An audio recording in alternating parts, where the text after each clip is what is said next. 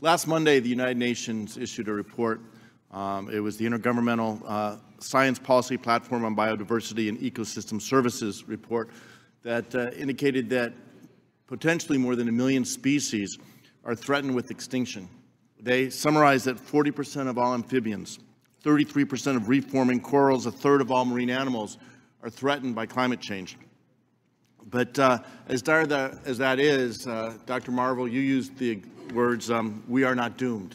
And I want to just quote from the presentation, Dr. Robert, or Sir Robert Watson, the IPBES chair, said in his summary last week, "The report also tells us that it is not too late to make a difference, but only if we start now at every level from local to global," he said.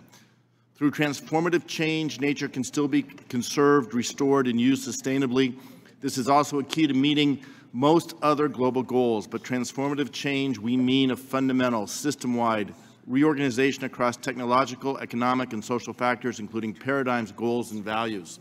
I think this lays out the challenge ahead of us.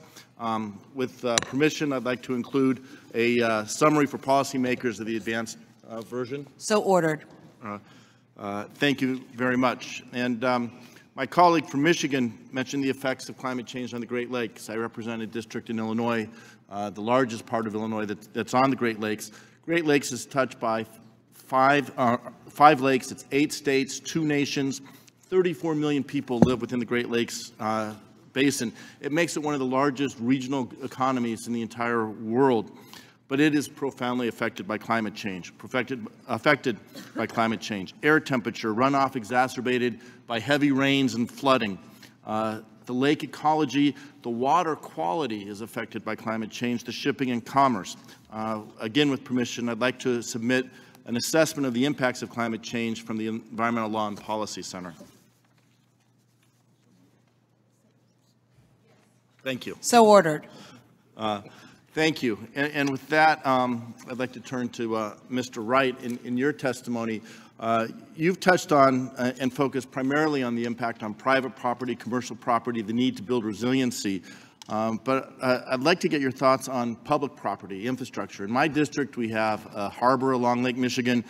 We have a commuter rail with, a few years ago, we had a bridge collapse in the heat. We have roads that are consistently being stressed by the extremes of temperatures. What impact are we seeing, and how do we build resiliency into our infrastructure? What are the costs going to be of that? I think one of the fundamentals about infrastructure is where you can focus structure by structure. You then deal with the fact that it affects an entire community or neighborhood that is in place.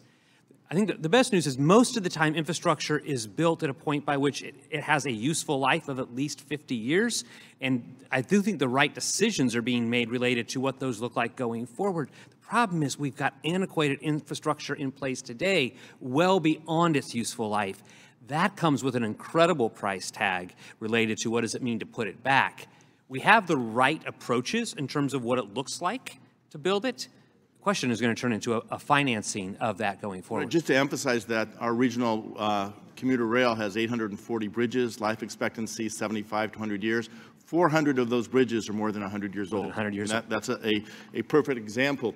But again, talking about more globally and looking at past hurricane damage, it's estimated that in 2005, 50% of the cost of those hurricanes was borne by federal aid, or covered by federal aid. By 2008, that number had grown to more than 69%, and 2012 it was over 75%. Who's absorbing these costs? I'll open up to the panel of climate change as greater intensity of storms, more impact on homes, businesses, and infrastructure is taking place. Having spent an incredible number of years at FEMA, what I'll tell you is through the work of Congress, you all are helping use the American people to pay those American bills. taxpayers. The taxpayers that are coming in. And I think that's a point where we have to lean forward in ways by which we bend down that risk curve. Yes, we've got to do the broader piece that is here, but for what's built, bend down the risk curve, and then secondly, find ways so that more private dollars are being funneled into that innovation rather than just taxpayers. And in my last 10 seconds, let me just emphasize something else you said, Mr. Wright. Every dollar we invest in resiliency, and that pays back planning for the future pays back 6 to 1. This is announced that prevention is worth the pound to cure. Again, thank you to the witnesses. I yield back.